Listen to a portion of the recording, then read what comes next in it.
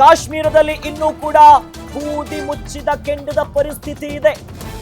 ಗಲ್ಲಿ ಗಲ್ಲಿಯಲ್ಲೂ ಭದ್ರತಾ ಸಿಬ್ಬಂದಿಯ ಕೂಂಬಿಂಗ್ ಕಾರ್ಯಾಚರಣೆಯಾಗ್ತಿದೆ.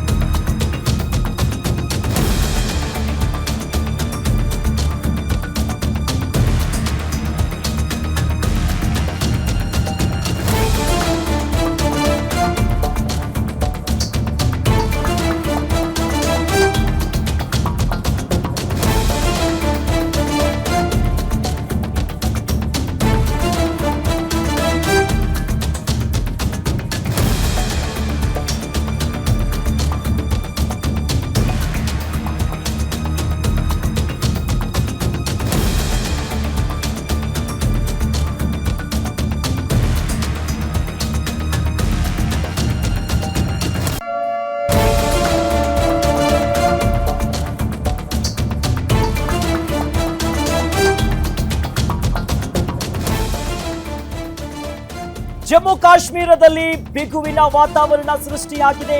ಯುದ್ಧದ ರಣಬೇಟೆಯ ಪ್ರತಿ ಸೂಚನೆ ಸಿಗ್ತಾ ಇದೆ. ಇನ್ನು ಉಗ್ರರನ್ನ ಹುಡುಕಿ ಹೊಡೆದು ಉರುಳಿಸುತ್ತಿದ್ದಾರೆ ನಮ್ಮ ಭಾರತೀಯ ಸೇನೆ. ದಾಳಿಯ ಮರುಕ್ಷಣದಿಂದಲೂ ಕೂಡ ಸೇನೆ ಕಾರ್ಯಾಚರಣೆಯನ್ನು ಮಾಡ್ತಿದೆ. ಕಾಶ್ಮೀರದಲ್ಲಿ ಅಡಗಿರುವಂತಹ ಉಗ್ರರ ವಿರುದ್ಧ ಕೂಂಬಿಂಗ್ ಕಾರ್ಯಾಚರಣೆ ಆಗ್ತಿದೆ. ಗಲ್ಲಿ ಗಲ್ಲಿಯಲ್ಲೂ ಕೂಡ ಹೋಗಿ ಹುಡುಕಿ ಯಾರ್ಯಾರಿದ್ದಾರೆ ಉಗ್ರರನ್ನ ಅವರ ಮನೆಗಳನ್ನ ಧ್ವಂಸ ಮಾಡಲಾಗ್ತಿದೆ. ಈಗಾಗಲೇ ಇವತ್ತು ಕೂಡ ಪಿಒಕೆ ಭಾಗದಲ್ಲಿ ಲೀಮ್ ಕಣಿವೆಯಲ್ಲಿ ಗುಂಡಿನ ಚಕಮಕಿ ಒಂದಿಷ್ಟು ನಡೆದಿತ್ತು. ಜೊತೆಯಲ್ಲಿ ನಿನ್ನೆ ಕೂಡ ಉಗ್ರರ ಮನೆಗಳನ್ನ ಧ್ವಂಸ ಒಡಿಸ್ ಮಾಡಿದ್ದಾರೆ ನಮ್ಮ ಭಾರತೀಯ ಸೈನಿಕರು. ಹಾಗಾಗಿ ಒಂದು ಕಡೆ ಬಾರ್ಡರ್ ಸೆಕ್ಯೂರಿಟಿ ಫೋರ್ಸ್, ಮಿಲಿಟರಿ ರೆಜಿಮೆಂಟ್ಸ್ಗಳು, NIA ಹೀಗೆ ಹಲವು ಭಾರತದ ಎಲ್ಲಾ ಸಂಸ್ಥೆಗಳು ಕೂಡ ಕಾರ್ಯಾಚರಣೆಯಲ್ಲಿ ತೊಡಗಿದ್ದಾರೆ. ಇನ್ನು ಸಮರಾಭ್ಯಾಸ, ನೌಕಾಪಡೆಯಿಂದ ತಾಲೀಮ್ ಒಂದ್ ಕಡೆ ಜೋರಾಗಿದೆ. ವಾಯುಪಡೆಯಿಂದ ಈಗಾಗಲೇ ಹಲವು ಪರೀಕ್ಷೆಗಳಾಗ್ತಿದೆ. ಭೂಸೇನೆಯಿಂದಲೂ ಕೂಡ ಎಲ್ಲಾ ರೀತಿಯಾದಂತಹ ವ್ಯವಸ್ಥೆ ಆಗ್ತಿದೆ. ಜೊತೆಯಲ್ಲಿ ಬಂಕರ್ಸ್ಗಳ ವ್ಯವಸ್ಥೆಯನ್ನು ಕೂಡ ಮಾಡಲಾಗ್ತಿದೆ. ಜಮ್ಮು ಕಾಶ್ಮೀರದಲ್ಲಿ ರಣಬೇಟೆ ಈಗಾಗಲೇ ಆರಂಭ ಆಗಿದೆ.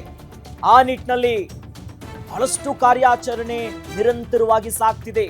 ಪಿಒಕೆ ಭಾಗದಲ್ಲಿ ಒಂದಿಷ್ಟು ಕಾರ್ಯಾಚರಣೆ ಆಗ್ತಿದ್ರೆ, ಜಮ್ಮು ಕಾಶ್ಮೀರದ ಇತರ ಗಲ್ಲಿ ಗಲ್ಲಿಯಲ್ಲೂ ಕೂಡ ಬೂದಿ ಮುಚ್ಚಿದ ಕೆಂಡದ ಪರಿಸ್ಥಿತಿ ಅಲ್ಲಿದೆ.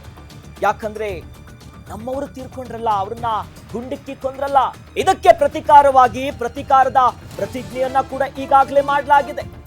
ಹಾಗಾಗಿ ಎಲ್ಲೆಲ್ಲ ಅವತ್ತು ಕೂತಿದ್ದಾರೆ ಜಮ್ಮು ಕಾಶ್ಮೀರದಲ್ಲಿ ನಮ್ಮವರು ಯಾರ್ಯಾರು ಈ ನೆಲದಲ್ಲೇ ಇದ್ದು ಈ ಉಗ್ರರಿಗೆ ಸಾಥ್ ಕೊಟ್ಟಿದ್ದಾರೆ, ಹೀಗೆ ಅನುಮಾನಾಸ್ಪದವಾಗಿ ಇದ್ದವರು, ಶಂಕಿತರು ಯಾರ್ಯಾರಿದ್ದಾರೆ, ಸ್ಲೀಪಿಂಗ್ ಸೆಲ್ ಅಲ್ಲಿ ಯಾರ್ಯಾರಿದ್ದಾರೆ, ಹಾಗೆ ಪರೋಕ್ಷವಾಗಿ ಯಾರ್ಯಾರು ಇದ್ರ ಹಿಂದ ಇದ್ದಾರೆ, ಯಾವ್ಯಾವ ಸಂಘಟನೆಗಳು, ಕೇವಲ ಲಷ್ಕರ್-ಎ ತೊಯ್ಬಾ, TRF ಈಗ ನಾವು ಅಂತ ಮುಂದೆ ಬಂದಿದ್ದಾರೆ.